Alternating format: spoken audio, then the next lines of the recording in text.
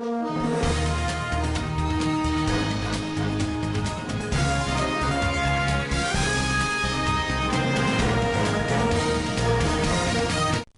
मित्रांनो, आज आपण एका अशा विषयावर बोलणार आहोत जो केवळ बातमी नाही तर प्रत्येक पालकासाठी, प्रत्येक कुटुंबासाठी धोक्याची घंटा आहे.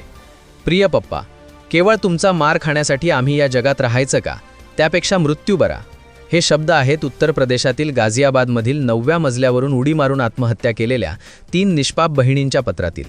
मोबाईलचे अतिव्यसन, कोरियन संस्कृती, के-पॉप, सोशल मीडिया आणि आभासी जगात अडकलेले आयुष्य, या सगळ्याचा शेवट झाला मृत्यूत. लग्नाचा विषय निघाला, जीवनशैली बदलण्याचा आग्रह झाला आणि या मुलींनी थेट जीवनालाच नकार दिला. हा प्रश्न फक्त त्या तिघींचा नव्हता, हा प्रश्न आपल्या समाजाचा आहे. आज टीजभर स्क्रीन मुलांचे बालपण हिरावून घेत आहे. गेमिंग असो, सोशल मीडिया असो किंवा वेब सिरीज, मोबाईल फक्त मेंदूवर नाही तर झोप, विवेकबुद्धी आणि नातेसंबंधांवरही आक्रमण करतोय.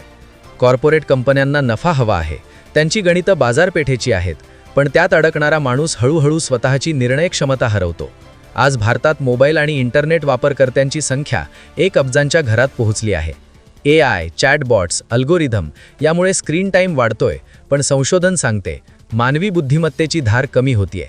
प्रत्येक गोष्टीसाठी मशीनवर अवलंबून राहणारा माणूस उद्या स्वतः निर्णय घ्यायला विसरतो की काय, अशी भीती व्यक्त केली जातीये. सर्वात चिंताजनक बाब म्हणजे या डिजिटल टॉक्सिकचा फटका लहान मुलांना बसतोय. देशातील 61% मुले 2 वर्ष पूर्ण होण्याआधीच मोबाईल स्क्रीनच्या संपर्कात येतात. मूल रडतं म्हणून मोबाईल देणं सोपं वाटतं, पण तेच पुढे धोकादायक ठरतं. जागतिक आरोग्य संघटना स्पष्ट सांगते, 2 वर्षांखालील मुलाला कोणत्याही परिस्थितीत स्क्रीन नको. आज केवळ भारतातच 18 कोटींपेक्षा अधिक के-पॉप चाहते आहेत. मनोरंजनाच्या नावाखाली भाषा, खाद्यसंस्कृती, जीवनशैली हळूहळू लादली जाते. वापरकर्ता आधी प्रेक्षक होतो, मग ग्राहक आणि नकळत गुलामगिरीच्या दिशेने वाटचाल सुरू होते. गाझियाबादच्या त्या बहिणी याच आभासी चक्रव्यूहात अडकल्या होत्या. आता प्रश्न उरतो, उपाय काय? पालकांनी डिजिटल ट्रॅप समजून घ्यायला हवा. मुलं मोबाईलमध्ये काय पाहतात, किती वेळ पाहतात यावर लक्ष ठेवायला हवं. 16 वर्षांखालील मुलांसाठी स्क्रीन टाईमचे नियम हवेत. शाळा, महाविद्यालयांतून डिजिटल साक्षरता आणि समुपदेशन गरजेचं. डिजिटल डिटॉक्स ही गरज आहे, पर्याय नाही.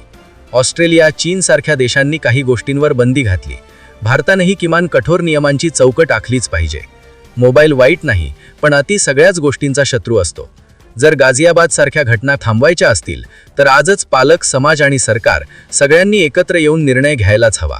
नाहीतर आज ती बातमी आहे, उद्या ती आपल्या घराचीही असू शकते.